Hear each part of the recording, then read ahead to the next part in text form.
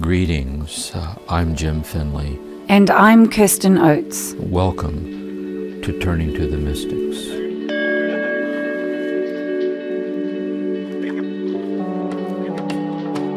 Welcome to the final episode for Season 2 of Turning to the Mystics, where we've been turning to St. Teresa of Avila and her book, The Interior Castle. It's been an absolute joy to be a part of this season, and thank you so much for listening. We're ending on a wonderful note, turning to listener questions in a dialogue with Jim. So let's get started. Well, thank you for being here, Jim, and this is our second episode on turning to listener questions. And we're so grateful for the questions. They really help with the understanding of your teaching, so thank you for sending them in. You ready to get started, Jim? I am, I'm ready. Okay, great. So we have a question from Amy, and she's asking, would you consider Eliot a mystic? I think he was, as so many poets. Yes. First of all, T.S. Eliot, and other mystics too, will see, like in a broad sense, yes. As a matter of fact, I have a retreat that I give on four quartets, and I intend, once we finish the Christian mystics, we'll see how the series goes. But I'd also like to do each one on these poets. I'd like to do Blake and T.S. Eliot and Dickinson and Gerard Manley Hopkins and Rilke, and on the poet as mystic, and Heidegger's thoughts on poetic thinking as thinking that transcends conceptualization and so on, yes. And so as T.S. Eliot a mystic, let's say this, I want to make a distinction between mystics in the classical sense of the Catholic tradition, Teresa, John of the Cross, and instances such as T.S. Eliot. The T.S. Eliot is definitely, in the broad sense, a mystic, because he has this. Actually, for example, four quartets, the theme of four quartets is realizing that we tend to be trapped in the circumstantial temporal order of the unfolding of time, trying to find happiness in time. And he gives example after example how it's not possible. It's a hopeless cause because of death, because of brokenness. It's just not possible. But if we accept it's impossible, we're never going to find it there. The birthless, deathless love of God shines through that brokenness. The fire and the rose are one. And therefore he has a very refined mystical sensitivity about him. And then the classical mystics that he sources with Julian of Norwich and quotes John of the Cross, and then Krishna, the Bhagavad Gita, and the Buddha. So he's definitely, yes, it's very, very mystical in that sense. Related to it is the distinct sense, and we don't know because I'm not aware, maybe I just haven't found it yet, where he self-discloses at this level. Because the mystic in the narrow sense of these classic mystics is that, using Teresa's imagery of the seventh mansion, for example, that there's a place poetically in God, where the infinite presence of God is presencing itself as our presence, like a communion, as a capacity to be realized. She says in the imperial heaven, the highest heaven. And that highest heaven of the capacity for that union is then in the very center of our soul. And so in the classical sense, it's literally being divinized through love, so that one's very reality is realized to be the reality of God. And so that's that narrow sense of the divinization in our nothingness without God is distinct from the broader mystical sensitivity that one finds in poets and some artists.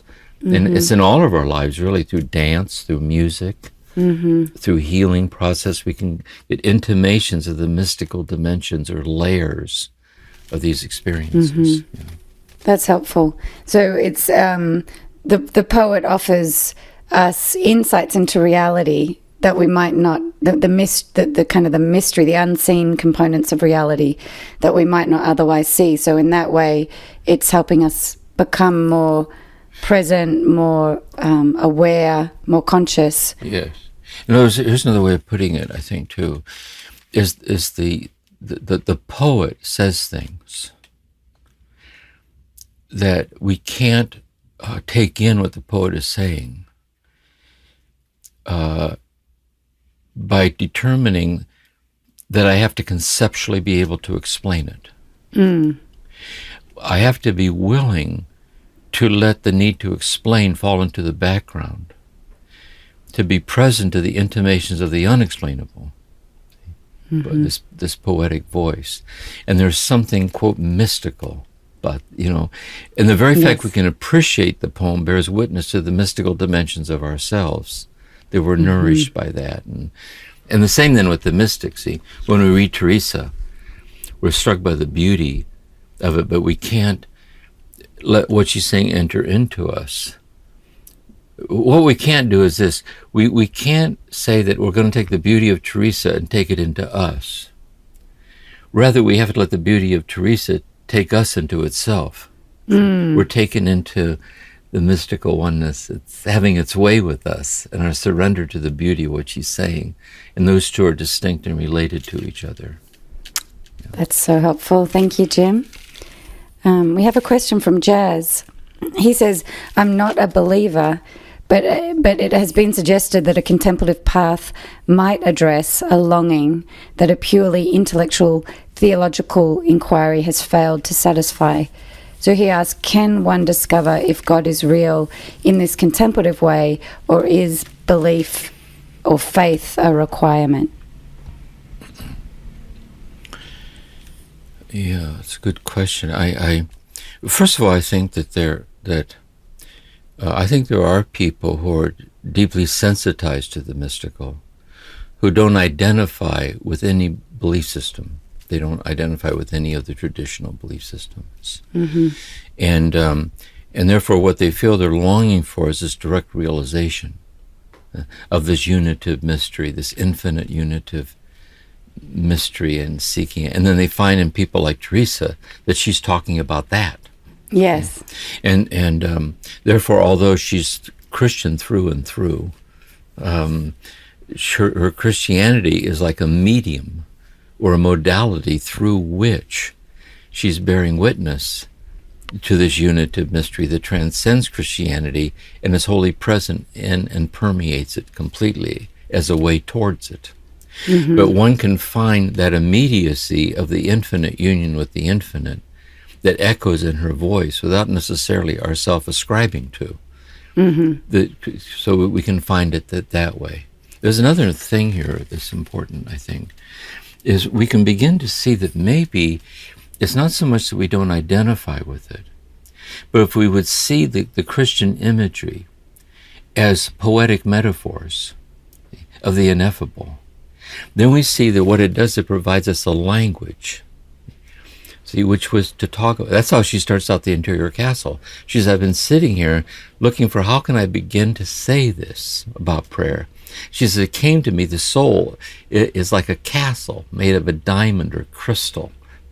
So under the imagery, the metaphorical imagery of the soul as a castle, she finds a language to express these ineffable things, that all the mystics are like that. So I think the more we see these things as metaphorical, poetic imageries alluding and incarnating the unexplainable, the more we can kind of be in concert with, even though we ourselves might. That's why also, for example, I'm a Christian, but this is why I can deeply identify with the Dharma.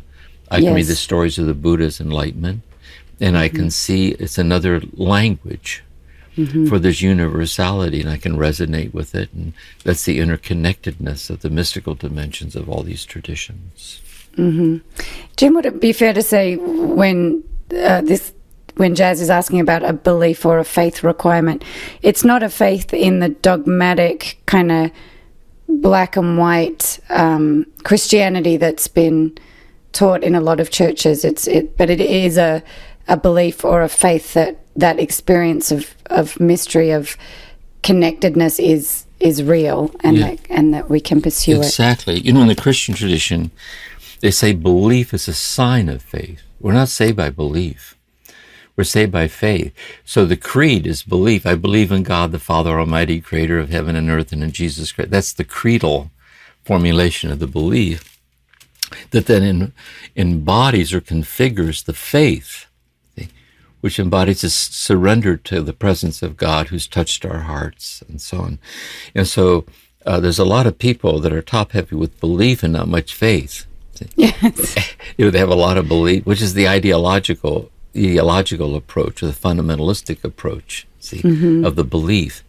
But these mystical traditions see the beliefs as opening out upon what the beliefs allude to, which is this faith and the consummation of that union in faith. And so these distinctions are helpful, I think. Really helpful. Really helpful. This is wonderful. A question from Mary Ann. So she asks, if it is true that everything in creation has been known eternally by God from before its creation, and God's infinite generosity is pouring itself out as God's self. Well, I'm happy to affirm that about me and other humans and animals, about mountains, about the ocean, about my garden, ... But coronavirus? Yeah. These are, like I said, that reading Teresa and these mystics, one of the gifts is it raises questions like this. Yes. And these questions have a long history to them. You know, so for example, in the philosophical theology of Aquinas and Duns Scotus and then Karl Rahner, these different theologians, you find them, how would one theologically respond to it? Theologically. So the question for us is, how do we respond to it experientially? Like in our spirit, how do we respond to it? And one way that helps me to say it is that it's really true that ultimately speaking, in creation, and in the beginning, God said, let there be light. So in the beginning, let there be stones and trees and stars and you and me. And so this is God whose reality itself, speaking all that is real into being. So in that sense, then, God is the fontal origin and ground of ourselves in all things like that. And like she's indicating here, that we can learn to see that. Like in mountains and rivers, and we get that, the stars at night, we get that sense. Our love for each other as human beings. But what about the virus? You know, what about political strife? What about racial violence? What about all of this? And I think what we're saying here then is that this condition, the state that we're in as human beings, we're experientially exiled from the all-pervasive divinity of ourselves and all things. And it's in that exile that we act out the traumatizing things we do to ourselves and to each other. And so we're to be healed from that. But there's another part of this too, is that the presence of God is permeating and is present in the fragmented, fragile nature of nature itself, which is death. With disease, old age, sickness, heat and cold, mishaps, falling down the stairs, that God's fully present in these broken fragmentations of the nature of things, disease and illness and death. God motivates and inspires us to be a nurturing, protective person, to be as careful as we can to protect ourselves and others. When they do occur, God inspires us to do what we can to heal the effects of those things, and to do our best to heal it, which is the corporal works of mercy, you know, which really is the spirituality of the healing professions. But we're moved by God to do our best to heal these things in an inner peace that's not dependent on the outcome of our efforts, because in terms of God, it's the mystery of the outcome. So I think this is a very sensitive point. Yes. About where the presence of God is present. And look how often, too, another piece of this, when I work with people in trauma or my own trauma, very often we're going through something that really is traumatizing. And being careful in no way to romanticize that or to make light of that. often what happens is something was given to us there about mercy, or about the mystery of God that we would not know had we not gone through that. Mm-hmm. And so it's all very intimate and mysterious, really, these kinds of questions. Yeah. Mm-hmm. Yes. That's a big one. Just take a breath after that one. That's a hard one to just sit with. That's why I say with these people on retreats too, I'll say when they ask questions like this, I feel like the mystical Ann Landers. Like people explain the Trinity. What about suffering? Well, let me toss out a few ideas. So the questions are so deep. Yes. They can't be answered, but they can be responded to respectfully. Yes. And as we kind of respectfully sit with these questions, we gain our own insights and we connect the dots. That's wisdom, really. We we're just sensitive to the depth and reality of these things. Who was Ann Landers? Ann Landers was an advice columnist. Dear Ann, she had a sister too, who was a columnist. And my husband won't stop making fun of me. And what should I do? Yes. Dear Mildred, tell your husband to back off. So people would write in on this. She had a syndicated column on problem solving things in daily life. So, it kind of dates me, I guess, Ann Landers. Well, thank you for letting me know. Yeah, this is Dear Uncle Jim. Help me with this. Okay, so we have a question from Ivan and from Melbourne. I wonder if that's Melbourne, Australia. I was assuming there is a Melbourne in Florida, I believe, but. Let's see. Anyway, there is someone here later from Australia. Oh no! This Ivan must be from Australia because he talks about Archbishop Pell, who was a terrible Australian. There's someone Archbishop. who was delighted to hear your accent. They're from Australia, and they said, "Well, how nice that was to hear you talk." And it made her feel probably the only person on the podcast who can fully understand me. But no, that's not true. Go ahead. All right, go ahead. So Ivan, who is definitely from Australia. So Ivan asks, I would appreciate it very much if you could comment on people like me on a mystical path, but coming from an agnostic, atheistic perspective. Are there such people as agnostic, atheistic mystics? We are seekers too. I know this experience could rock my life to its very foundations. And a lot of things in here too. This question too has a lot of layers to it.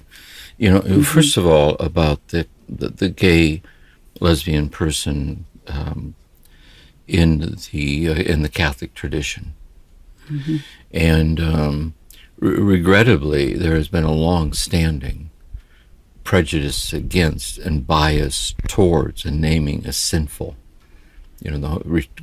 Referring back to certain texts and so on, and that goes way, way back. But one finds that in all the traditions. I was listening.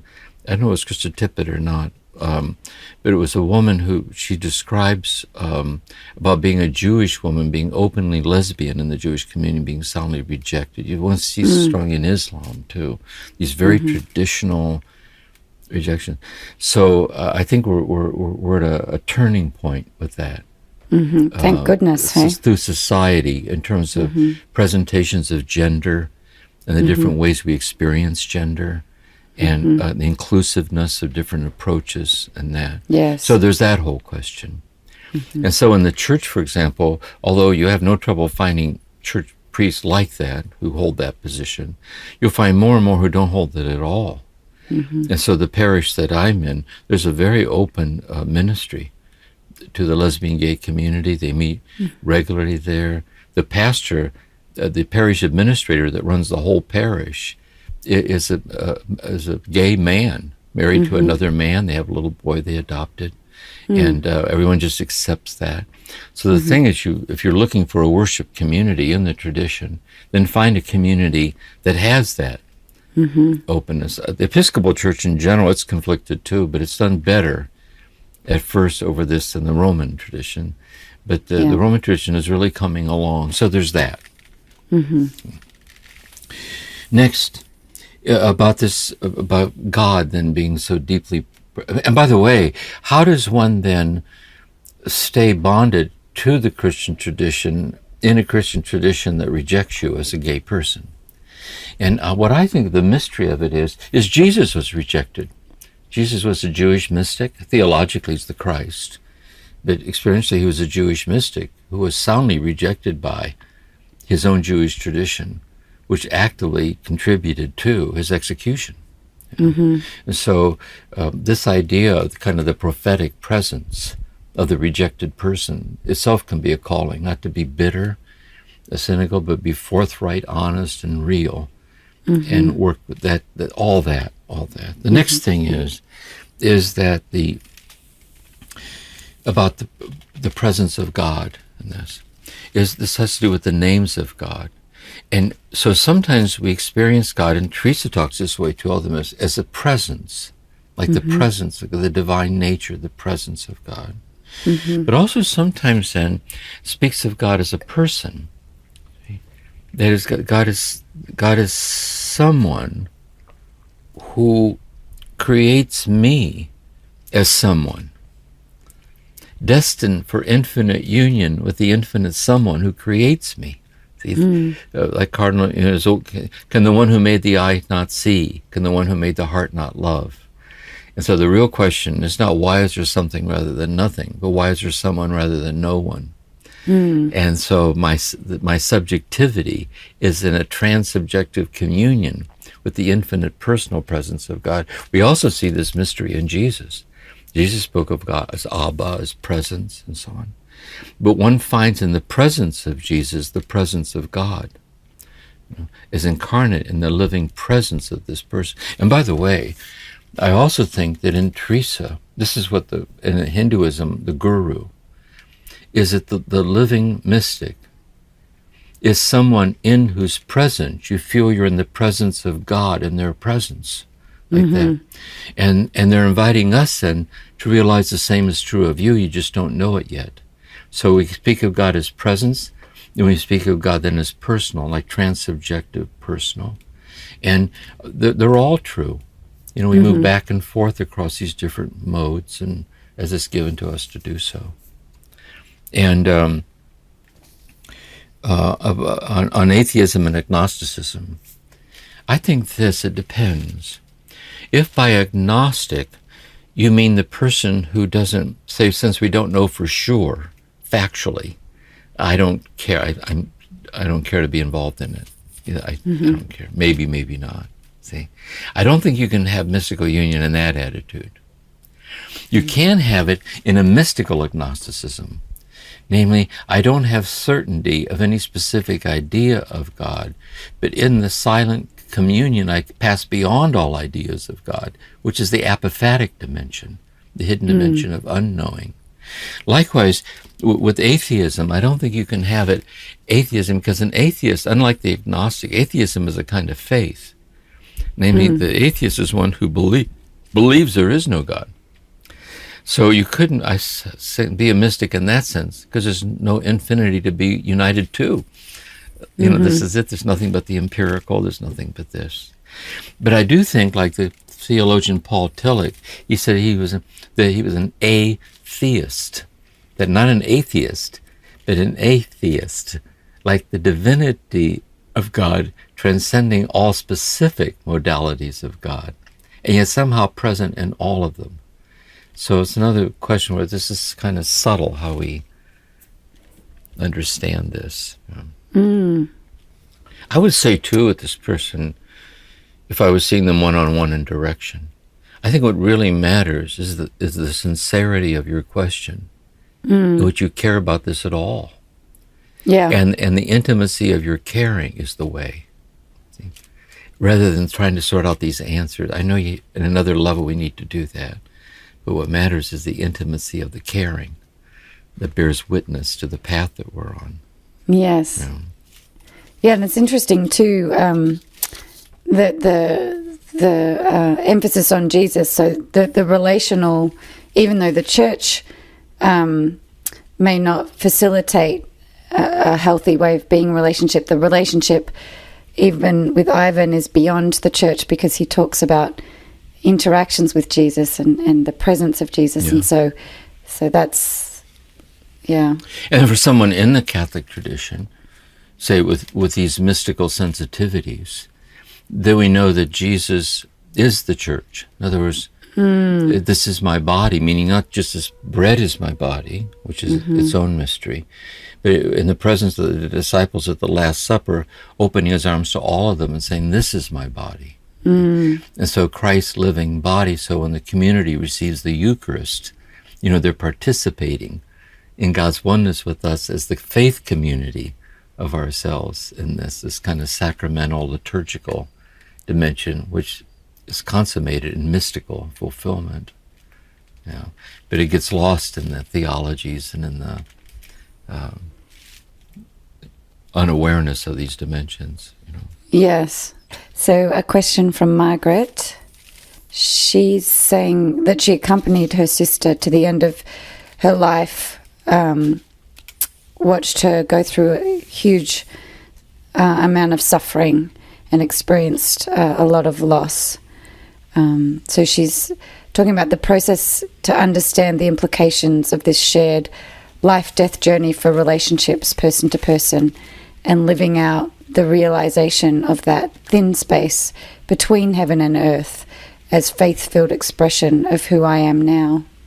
So she's asking how can she understand what this kind of suffering changes? Yes.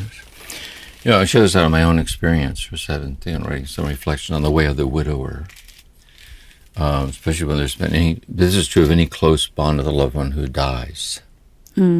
So at one level, the human experience is how painfully and kind of absolutely absent the beloved is.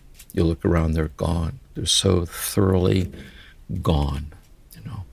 And so insofar as you're still bonded to them, you can walk around crying out loud, screaming by it, just because the interconnectedness of the two of you kind of lost your dimension of your orientation in the world, really. But what happens, and this is the grieving process and the spirituality of grieving, that if you don't panic, and you ride the waves of that as it comes and you pace it and stay open to it, you can begin to discover in some very deep way that the beloved who's crossed over isn't dead. That's what love is, really. Like Marcel, we know we learn to love someone when we've seen in them that which is too beautiful to die. And we also know that not only is the beloved not dead, but then in their death, and this is where the faith comes in, they didn't go anywhere. They didn't fly off. They're not trillions of miles away in some place called heaven. In God we live and move and have our being. And so the beloved, the deathless presence of the beloved is right here. And so for such a person, the veil between life and death becomes more diaphanous. It's more ethereal, it's more very mysterious, because in some way in your love for them, they already somehow took you over there too. I live not where I live, John of the Cross says. See? And in some way, the one who's crossed over is right here with you, like this. And so the way of this loss can start becoming itself a kind of a mystical realization of the deathless interconnectedness that permeates death itself. And also we can take solace before we get too upset about it. And very, very soon now we'll be joining them. I mean, it's not like we're stuck here forever. In about 3.5 seconds we'll be over there too. So this is a temporary arrangement here. And we have a very short time really to learn how to love. And love never dies. And so that whole process of bereavement and then grieving as opening out upon mystical sensitivities is somehow enriched life, really. What comes to mind for me is, I lost my grandmother, about 14 years ago, and she was one of the closest people in my life. And I just wasn't even able to grieve. That her loss was so traumatic for me, and so that thin space that Margaret's talking about. I didn't experience that with her because I was so I couldn't approach it.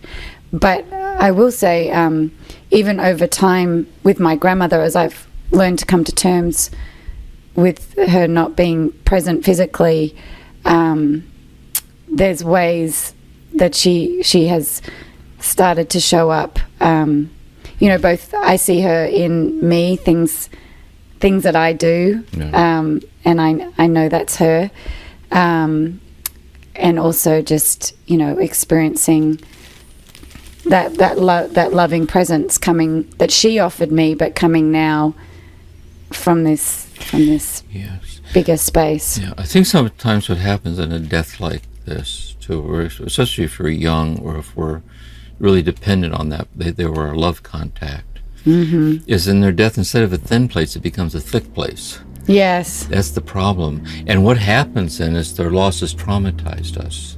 This is why unprocessed grieving can turn into depression. Yeah. Or it can turn into addictive process to numb the pain.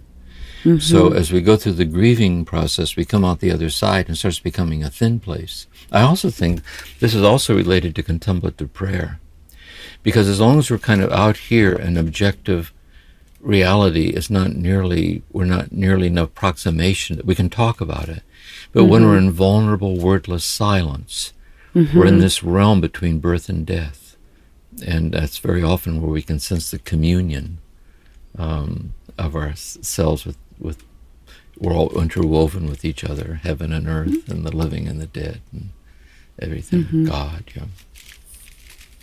I shared this in another podcast episode, but the last words my grandmother ever said was, "God is pure love," and at the time I was at least happy for her that she died in a place of comfort and acceptance. But then those words just stuck with me for years, and this is what led me to the Living School and to being here today. So. Exactly. So thank you, Margaret, for that question. Turning to the Mystics will continue in a moment.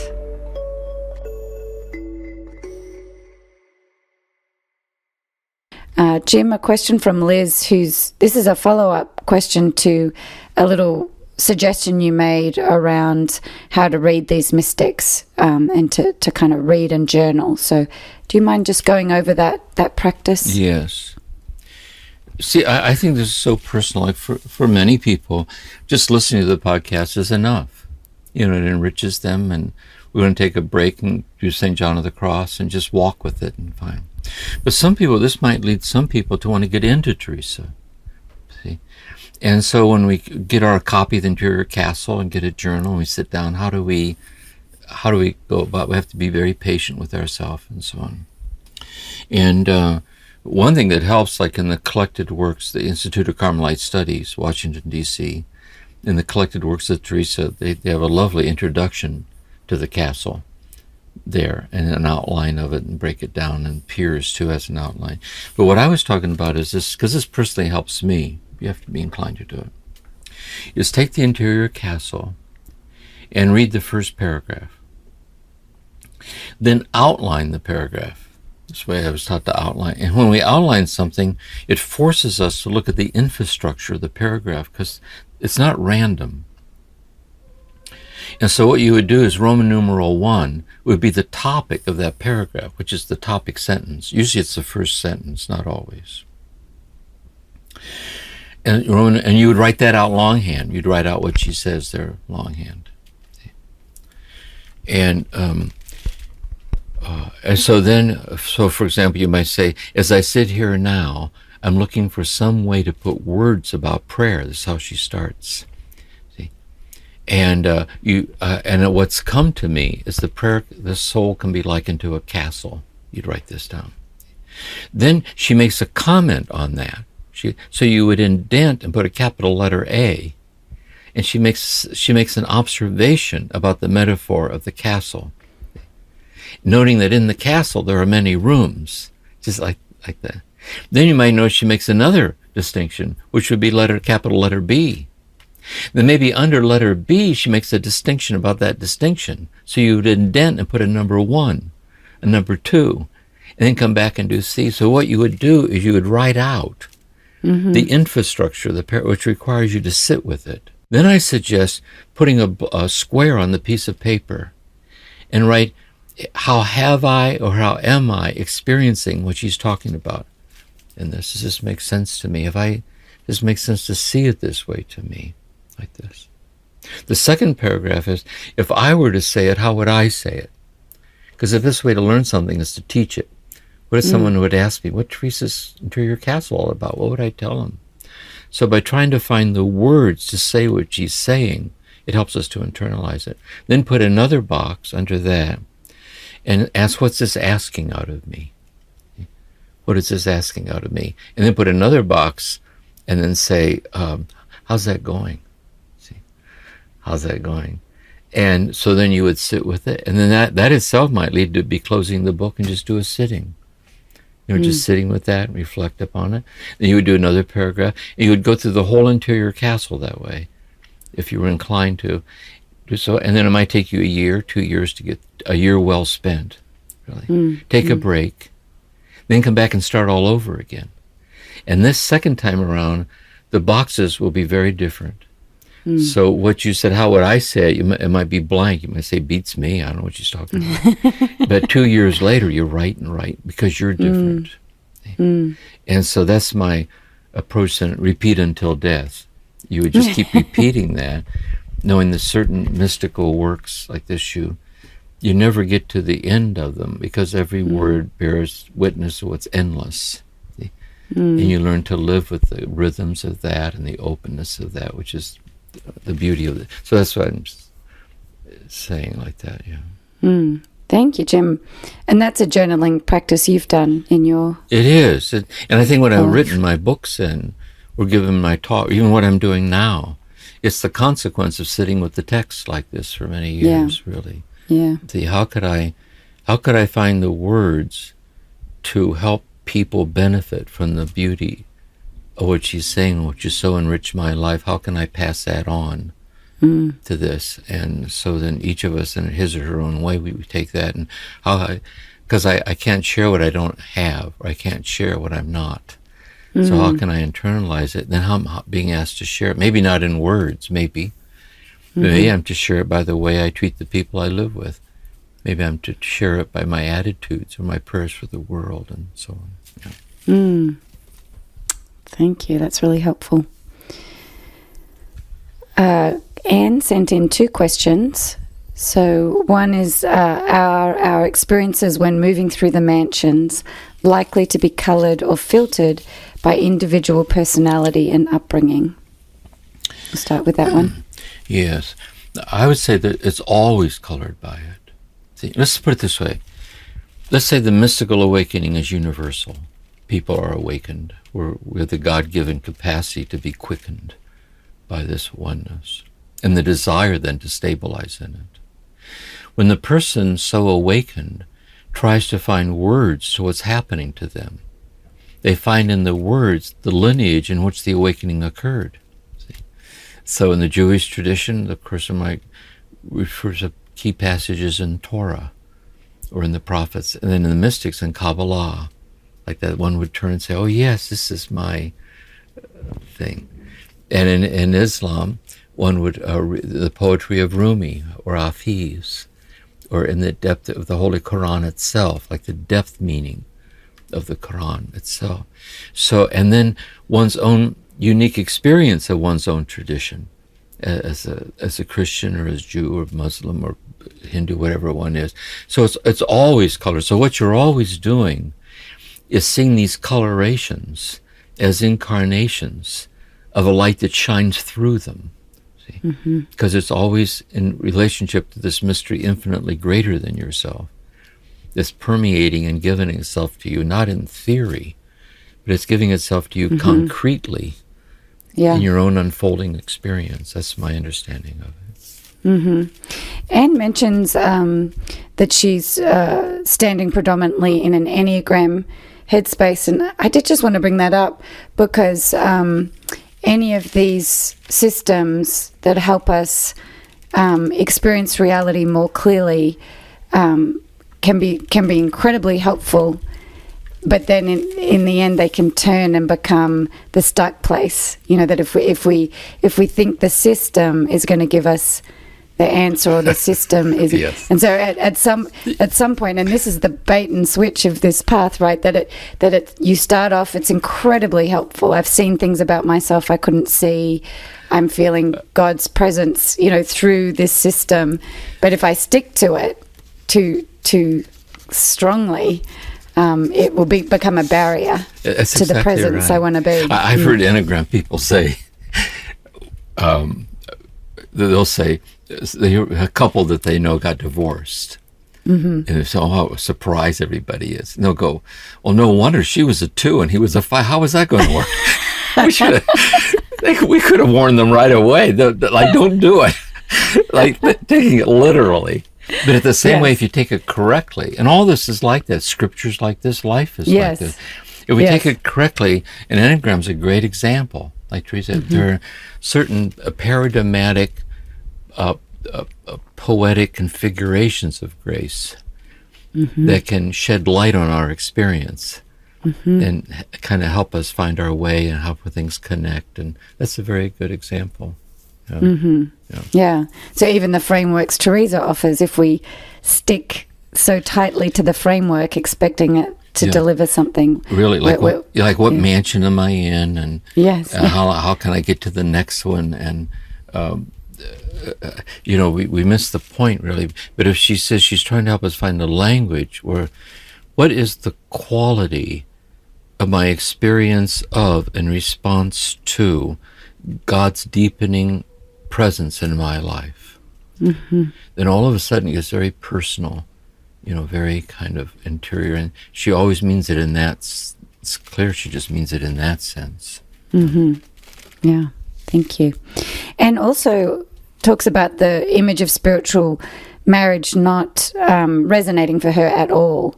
And so she's asking for another metaphor, immersion, like a fish in water. Yeah, whatever is helpful. Whatever is helpful, immersion. Something that might be more, if spiritual marriage doesn't work, for example, when we get to Eckhart. See, these nuptial mystics, it's love imagery. Yeah. And then that parallels bhakti yoga, devotional love, the Gita, and so on, and it parallels Sufism. But Eckhart, he doesn't talk this language. He talks about presence. Yes. And he talks about having a virgin mind. The birth of the word in the soul. And this is why Eckhart is more analogous with Buddhism on mindfulness and presence and so on. And so we need to find what is the language that aligns itself with what's given to us. I would say this, though, with mystical marriage, what might help is the analogy would be just think, it doesn't have to be married. Just think of someone that you love very much. And what is that experience like? To love somebody that loves you, just to have that experience.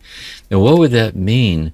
That gives me some taste of what it is that's happening between me and God, even though, and she speaks to her having a condition where she can't form images of emotion. She has that, and I think too that inability to form, which is related to her question, really, itself could be a calling. Because it could be a calling to apophatic mysticism, that is to live without an image.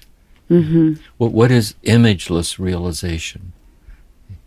How does one seek this? So the whole cloud of unknown. See, what is the unknowing that doesn't coalesce around any image as a path? Yes. But then I would say what it does do, it coalesces in the sincerity of her question. It coalesces in the concreteness of her desire.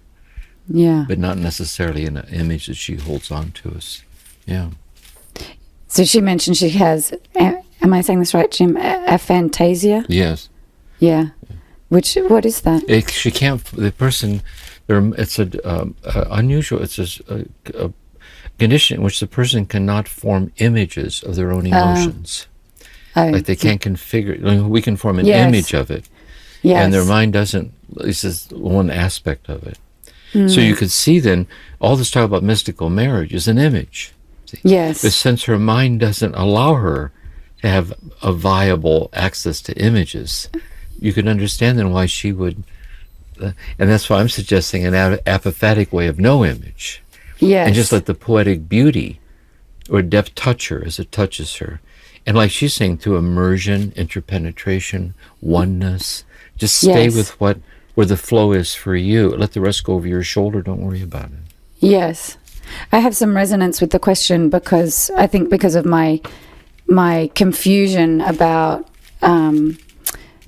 love and marriage, given my mother and father's, growing up in a household where that wasn't.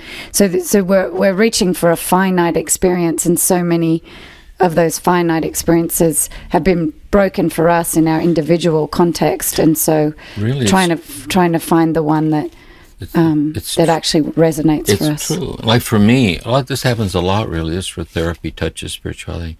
Like Jesus, like Abba, Father. One, there's a whole patriarchal thing, it's Abba. But it really is the divine origin, like this. So there's that issue of how do we find an inclusive language for God, is a way that allows us to use the word Abba, our Father, in the way that Jesus intended. Yes. But there's another thing. It's like with me, my father was a violent alcoholic. I was brutally beaten and repeatedly. And so my image of my father was hardly a basis. See? And you can see somebody would just walk away from it, just to be true to them. So for me, the image of loving father was healing for me. See, I saw it as a corrective move or a counterpoint to that. And that my father, through his brokenness, was an aberration of what a father is. And I could learn to see that and work it through. And so everyone has to sort all this out. Yeah. Yes. Yeah. Thank you. So we have a question from Michael, who shares a very personal story. And he asks, Jim, is it possible that I glimpsed the seventh mansion when I had what I would describe as a mystical experience following a very difficult few years while in my 20s? Yeah. Yes. First of all, this happens a lot, actually. Sometimes when someone's traumatized, it doesn't happen at all. The opposite happens. When they're traumatized, it kind of closes everything down, and it can become an ongoing, internalized thing they need to work through, post-traumatic stress disorder and so on. But sometimes what happens with some people, in the very intensity of the loss, just when things became the darkest, the light shines in the darkness, but the darkness grasps it not. It was precisely when things got so completely dark that a light was shining in the darkness and changed my whole life. I remember once years ago, I was giving a retreat, and this was way back when I first started. And there was somebody on the retreat with his wife, and he was on D-Day, the storming of the beaches in D-Day, the beginning of the invasion. And he said it was just horrible. He remembers, he said the noise, and as they were storming the beaches out of these boats that were landing, all these troops on, they were being machine gunned down. Literally, his buddies were being blown to pieces on both sides of him.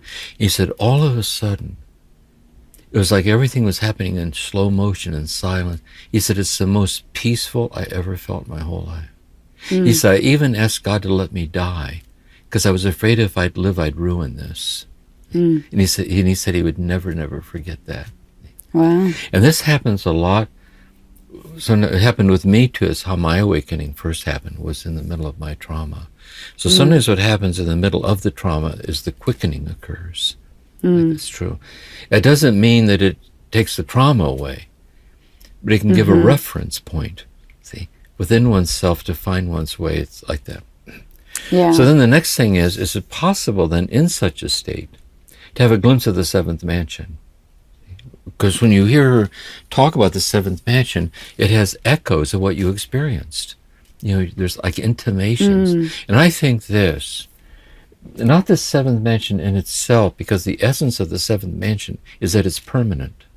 But I think you could have a flash of what it would look like if it were permanent. See, like having tasted it for a fleeting moment, I got a glimpse of what that would be like to be so habituated in that it would be like the constancy of everything that I experience. And I think yes, in that sense, yeah.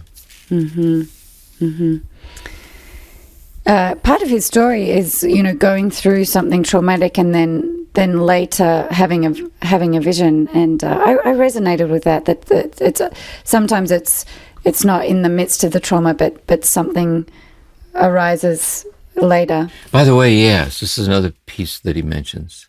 We can have an experience like this, and sometimes unexpectedly, days, weeks, months, or years later, sometimes half awake, half asleep, where we see something, all of a sudden, the quickening occurs. See, all of a sudden, like a previously unrecognized layer of what was given in that moment comes out into conscious awareness. Yeah, that does happen. Yes, it does, yeah. Yeah, I resonate with that too. Yeah, me too, Yeah. So a question from Sarah. She's asking, should I have a spiritual director even if I can't find someone who knows and is on this contemplative mystical path? Yes. I think that, here's my sense of this. First of all, let's say, typically speaking, a spiritual director is someone who helps you in your prayer. They help you discern how God's present and what you're going through. It's like that, kind of spiritual directors. So some people go to a retreat house or wherever they have spiritual directors and look for someone to help them. If they're drawn this way to the mystical, if their spiritual director is very pastorally grounded in the faith, very loving, but they're not like this, you can just tell. So the real question is, where can I find a contemplative spiritual director? Someone who is a direction, and someone who is also himself or herself been sensitized to this.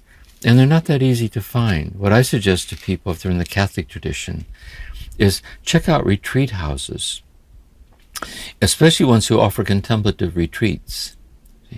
Or are there any spiritual directors there who offer guidelines in contemplative prayer? Also to contemplative outreach, and also International Christian Meditation Society, where you'll find people so sometimes you have to look.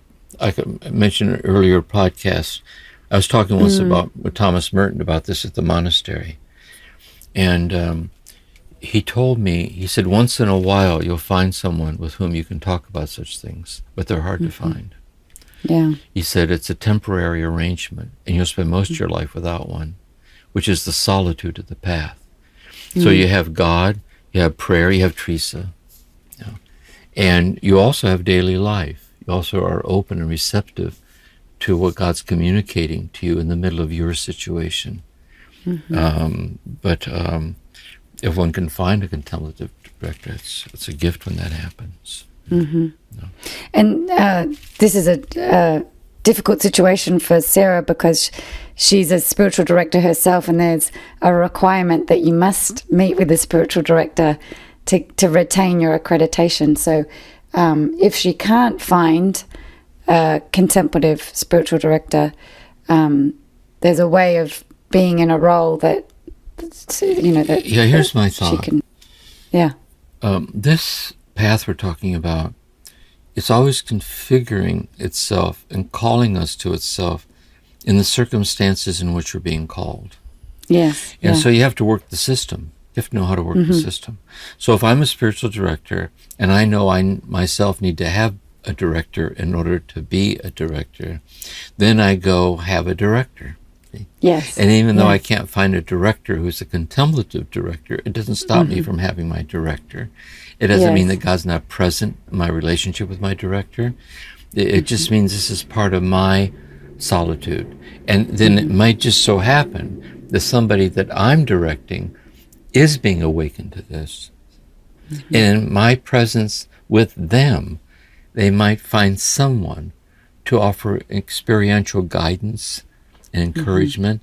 And so God can use me to pass on to them what I can't find somebody to pass on to me directly, but it's passed on to me in silence, it's passed on to me through the mystics, and that's my walk. That's the with the contemplative path, that the acceptance that God's presence is present in all the circumstances. That's right. And so how do you take in the lack of a spiritual director that gives you guidance as God's presence in your life, and operate from that center? That's been a shift for me in trying to orient to the world a little differently. See, I think this is what Jesus meant by the will of God. See, the will of God is God's presence in the circumstances of what I'm in. See, and how can I find that divine depth dimension that's sustaining me and present to me in this situation? Also in AA, life on life's terms. And also for the Buddha, later podcast we made to the Buddha, the Dharma, and the Gospel. See, for the Buddha, the whole middle way, the suffering is caused from determining that the condition necessary for you to be happy is other than the conditions that you're in. As long as I've determined there is a certain condition that's necessary for me to be happy, and it's not this condition, I'm not happy. See? And therefore what I have to learn is, how can I find the depth of what I'm looking for welling up out of the condition that I'm in, deeply accepted, deeply seen. So this is a kind of a universal depth dimension, intuitive thing in all these traditions, I think. Yes. Yeah. So to suggest that a contemplative spiritual director is ideal is not to say that if there's not one, that God's not very present in that and can work through those circumstances. Yeah, exactly. And by the way, if you have a contemplative director, good for you. Yeah. But guess what? They're going to die or move to Idaho or some damn thing. You go, I got a director, please don't look, Or they're going to get a phone call and find out you died.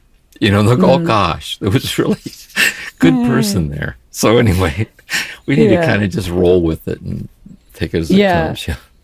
Well, I appreciate that question from Sarah, because I think you could replace so many circumstances like that. If I had a church that was contemplative, if I had a partner in my life that was contemplative, if I had in ideal circumstances, we'd have all those things. But in our world right now, this contemplative path is so rare, and we have to travel much of it alone. See, I think this is so hard to do, but I think what all the mystics are saying is what Jesus is saying anyway. You see, how can I learn not to let the conditions that I'm in determine the fundamental condition of my mind and heart? How can I let the fundamental condition of my mind and heart be grounded in a depth of presence that utterly transcends all these conditions, unexplainably permeates all these conditions? See? So I'm aware of the conditions. If it's sad, I'm sad. If it's scary, I'm scared. I'm just a human being. But how can I think the taproot of my heart in a presence that's not reducible to any of this? Yeah. And grounded in it is sustaining me in the midst of this. I think that's an important kind of way of articulating part of this path in a way. Yeah, that's really helpful. And you just have to keep coming back around to it, because it's confusing. But I appreciate you saying that, Jim, that we're not avoiding our emotions. We're accepting them fully, but through them finding that deeper. Yeah. So, Jim, one last question from Sue. And she says, I'm puzzled by the recurring use of the Lord's Prayer. To me, the God in this prayer does not jive with the God that the mystics describe. The God of this prayer is separate, elsewhere, patriarchal, judgmental. I would like to appreciate this prayer. Instead, I find it off-putting, not just on this podcast. So can you help me understand, why is this particular prayer appropriate for this podcast? Yes. Well, first of all, I think the Our Father and Father is off-putting because of how often in the Christian tradition, authoritarian, punitive, judgmental, table-pounding, Bible-thumping rhetoric in all Catholic tradition, all traditions. So no wonder what we've done to it. Yeah. So I think some things are helpful why I use it. Several reasons. One, what would really help is to prayerfully reflect on what Jesus meant by it. See? Through his parables. The parable of the prodigal son, for example, the key example. And he meant the opposite of that. See? He meant like an infinite oceanic tenderness with utter disregard for our foolishness, see? Who keeps drawing us in and uniting us to us as precious in the foolishness itself, which is experiential salvation, see? Which is that's why it's the good news of Jesus Christ, not the bad news. It's not the bad news of Jesus Christ. Like God never really likes you anyway, so you're out of luck. Sorry, and no wonder, because you're such an unworthy like that. It's the opposite. Yeah. So that's the first thing. What did he mean by it? The other thing, in his own life, it says he would spend whole nights in prayer. See? And then he would come out walking the earth, looking for people. And what he was looking for was to pass on or communicate through him this love, like utterly trust. Father, into your hands I commend my spirit. It's how he died. That's how he died. So that's one thing. As a corrective thing, is being restored back to the original wording of Jesus, who offered it, and not the aberrations that were done to it over time. Is that the next thing? Another reason that I use it, also by the way, in Teresa, I think in the Way of Perfection, I think that's what it is. She has a beautiful thing on meditating on the Our Father. She walks through it phrase by phrase by phrase. I was thinking of doing that myself, really. See, because Our Father right away is a term of endearment, see, like our Abba. And since it's we're all siblings of your infinite love. See? And since heaven, like Teresa tells us, is heaven in heaven, and I'm in heaven with you, but also my soul is your heaven, see, because you're in me. So we could walk through the whole Our Father as a kind of mantra, these phrasings. And the reason I use it at the end is to bear witness that I'm saying this within the Christian tradition. Like contemplative Christianity or mystical Catholicism, open to all the traditions. And so when people come to my sitting group at St. Monica's, when I used to have it, most of them there were Catholic, but a lot of people were Protestant denominations, some were Jewish, a lot of 12-step people that weren't even religious at all in that sense. And so Our Father is said in that universal collective voice. Yeah. Each person says it out of his or her own lineage and way. So that's why those are some thoughts that help me. Yeah. And then I would say to her, if it bothers her that way, either consider rethinking it in these terms, or just don't say it. Yeah. No loss. I mean, you kind of have to walk. It goes back to what we were saying earlier about, finite examples of the infinite, and sometimes because of our background, because of the way the church has behaved, that we can't, they block us instead of inviting us. That's right. And so, if it's blocking you, it's not helpful. But can you return to it, the invitation that Jesus founded in it, which was the invitation to a loving, infinite God. Or another way to put it would be it's using a different word. It has the same meaning. For example, I think there are certain moments in life where we're going through like a loss in a relationship or something. And what you're struck by is that somehow you're touched by what we might call like a boundaryless benevolence.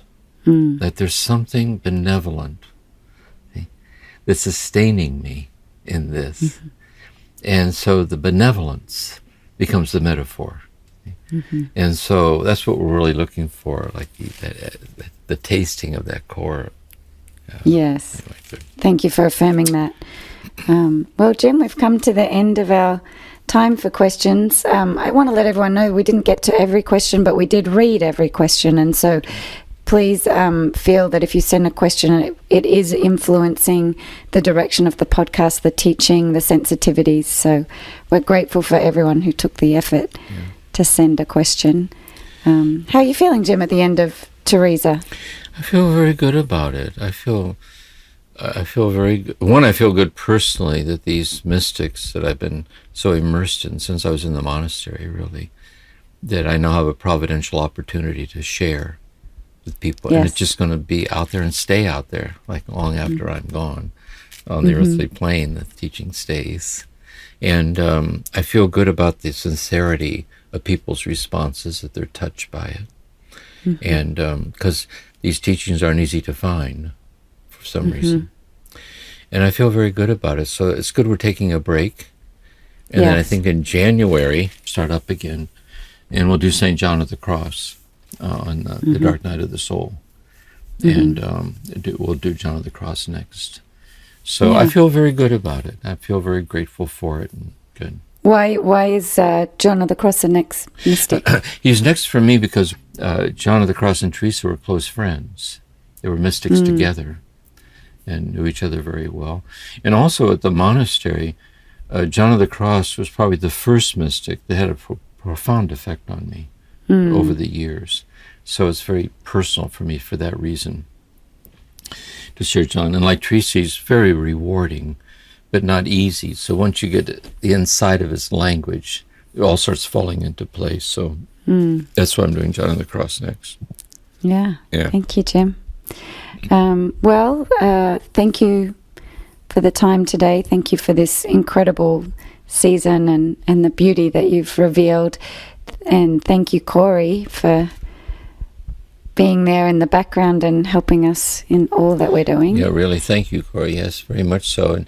And also, Kirsten, because these questions that you're asking are these very leading questions that a number of students have said this, and these dialogues help them because it brings their own things out into the open. So it's a contributing part of all this. So Corey, both of you, thanks so much. Yeah. Thanks, Jim. And a quick shout out to Paul Swanson, who has been in the background listening with sensitive ears to the direction of the podcast and helping shape it with us. So thank you, Paul. Yeah, thank you, Paul. Yeah. What a guy. So we'll be back in 2021. Yeah. Thank you for listening to this episode of Turning to the Mystics, a podcast created by the Centre for Action and Contemplation.